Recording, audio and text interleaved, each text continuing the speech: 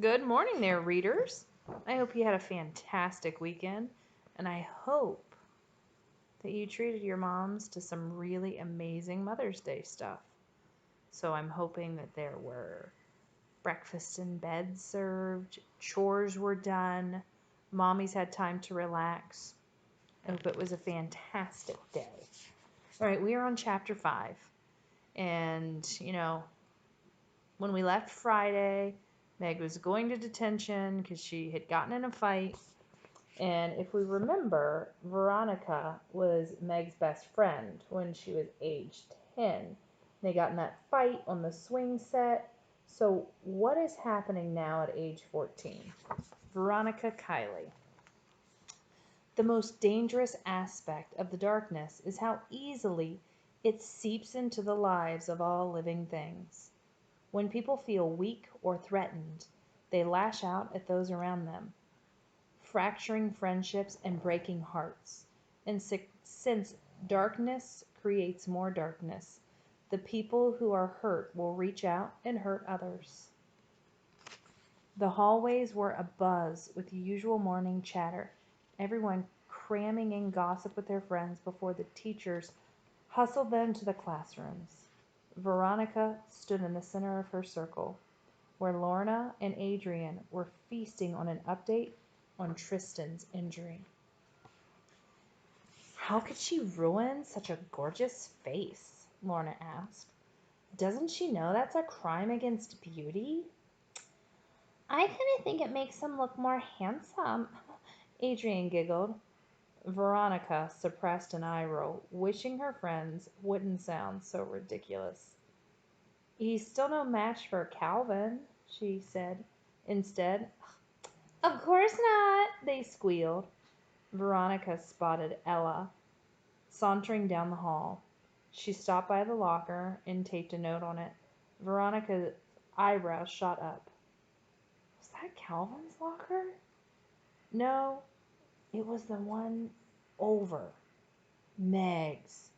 She found an uncomfortable wiggle in her stomach. Ella joined them, a triumphant smirk on her face. What did you do? Veronica asked, keeping her tone light. Oh, I just left Meg a little message. Wouldn't want her to think we forgot the anniversary. Ella and the others snickered. Veronica forced a small smile. Meg arrived, her curly hair springing around her face in an adorably unfussy way, red flannel shirt flapping open over her gray t-shirt and jeans. Veronica secretly wished she could pull a look off like that, low-key, down to earth, but whenever she tried, she lost her nerve, worrying that her hair would end up frizzy and she'd look like a bum instead of casual chic. Meg's expression froze when she found the note. That something in Veronica's stomach twitched again, but she stamped it down. So here's just a message. When you feel that like weird feeling in your stomach, it's because you know something is happening that isn't good. And that's where we Bobcats, we take a stand and we're upstanders and we try to help with that problem. Meg was the one who Meg was the one who had walked away, choosing to toss out years of friendship. It wasn't Veronica's fault she was a loner. If Meg had reached out just once, just a little high, maybe things would be different. But she tried to turn her nose up every time Veronica tried to smile at her those first few months after their fight. And Veronica got sick of trying. There were plenty of girls who actually wanted to be her friend, so why bother with someone who hated her? Megan yanked her locker door open and slammed it shut without even taking anything out. Calvin had come up next to her, and she totally ignored him. Veronica could see Calvin's confusion as Meg stomped off. Why couldn't she just be a little bit nice? As she went by, Meg's eyes cut to Veronica. A look of withering disgust painted on her face.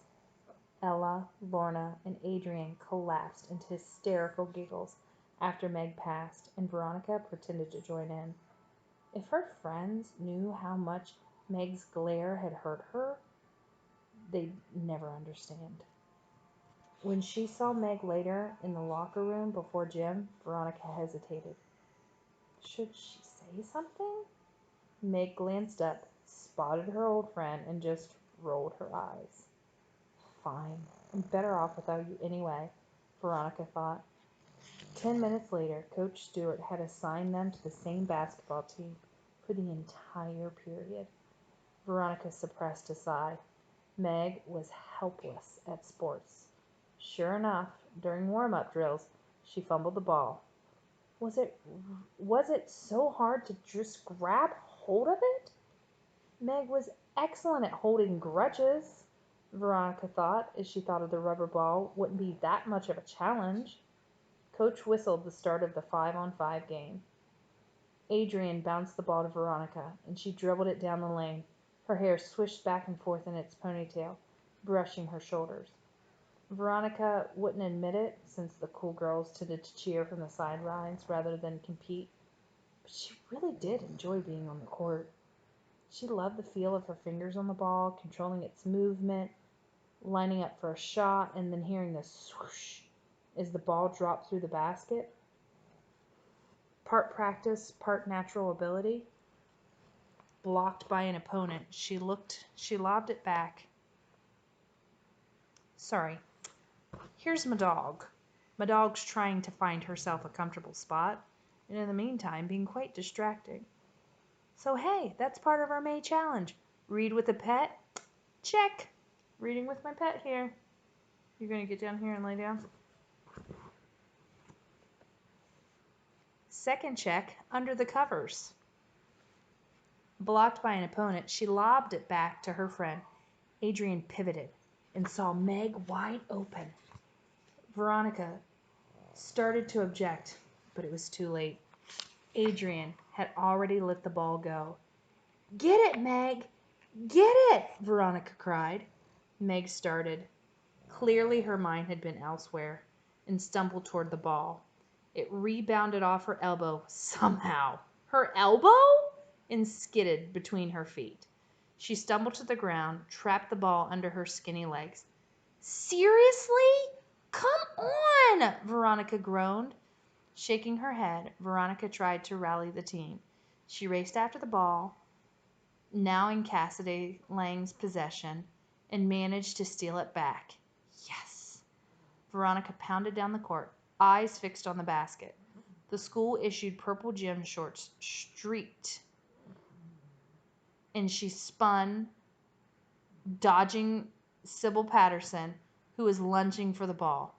Not today, Veronica thought gleefully. The only one between her and the hoop now was Meg, who was staring off into the distance. Coming through! Veronica called. But bizarrely, as Meg registered her words, she moved toward her, not away. Veronica didn't have time to adjust. Bam! The two girls collided, Meg's limbs smacking Veronica in the face. Ow! Get out of the way! You're such a waste of space, Veronica said, shoving Meg off, but the damage was done. Thump, thump, thump, thump. The ball bounced away, only to be scooped up by a smirking Sybil. Veronica gritted her teeth and charged after Sybil as she broke from the other side. Adrian tried to stop her, but Sybil passed it to Cassidy, who had been waiting under the hoop. Veronica's shoulders itched with irritation as Cassidy scored. It wasn't fair. Her team was a player short. No worse than that. Meg was actually a liability. She shot a glare at Meg, who was, again, staring off into space. Wait, was she staring at Calvin? Veronica snorted, like Meg would have a chance with him. Even the nicest kid in school wouldn't want to put up with her snooty attitude. Someone yelled out from the elementary schoolyard above them. It was Meg's younger brother, Charles Wallace. He was clinging to the chain-link fence and shouting down at his sister. You may be a mess, he called.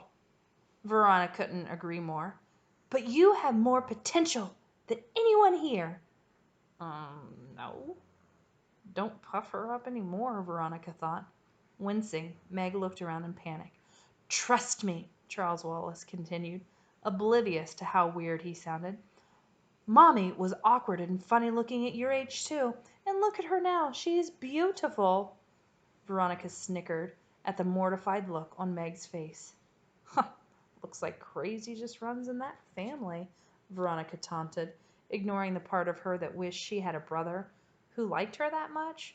Still, she wouldn't want him announcing it to the world. Adrian bounced the ball towards them. A miracle of miracles. Meg reached out and grabbed it. Now she catches it. Where was that like 10 minutes ago? Veronica thought. What did you say? Meg's eyes were steely as she snapped at Veronica. An ugly feeling warped Veronica's heart. Her ex-best friend was staring at her like she was a villain. Like she was the one who'd stabbed Meg in the heart. Meg had no right. She was the one that had turned her back on Veronica, who refused to answer the door when she came to make up, who stuck her nose up at Veronica at school, who made snide comments about her and her friends. Meg only cared about herself.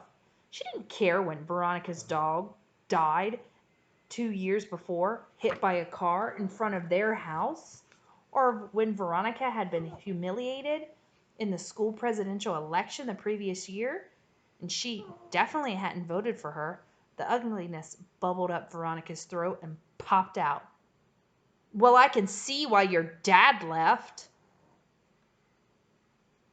Inside, the part of her that still cared about her former friend turned in guilt as soon as the words dropped from her lips. That was a low blow. But before she could retract it or apologize, Meg hurled the basketball at her. A blur of neon orange slammed into her nose and forehead. Veronica's hands flew up to her face. Her nose felt like it had been smashed. Was that blood? And her head was pounding, as though a little elf was running around inside, swinging a sledgehammer in her skull. She pulled one hand away. Through blurry vision, she saw bright scarlet staining on her fingers. Her hands were suddenly all around her, supporting her elbows and back. Oh my God, I can't believe she did that, Adrian squealed. Are you okay? Sybil's voice called from farther away. Let's get you to the nurse, Coach Stewart said. Adrian, go with her. As her friend, a true friend, wrapped her arm around Veronica and guided her off the blacktop, Veronica glared back. Coach Stewart, arms crossed, was rebuking Meg. But from the stubborn look on Meg's face, she didn't seem to regret it at all. Nevertheless, Veronica felt a surge of satisfaction when she spotted Calvin watching Meg. That was all the proof he needed of Meg's cruelty. Wait, was he smiling? Ew! Adrian squealed as blood dripped from Veronica's nose. Whimpering, Veronica tipped her face back, losing sight of Meg and Calvin, and pinched the bridge of her nose to stem the flow. After years of mistreating Veronica, Meg had just added injury to insult. Veronica would corner Calvin later and fill him in on that wretched Meg Murray. Right now, she desperately needed a painkiller and a tissue. Yeah, so it looks like from age 10 to 14, they did not mend their friendship. And I don't think it looks like they're going to mend their friendship anytime soon. All right, so tomorrow we are on to chapter 6, Charles Wallace. He seems like an interesting character. Cool little dude. All right, Bobcats. Have a great day.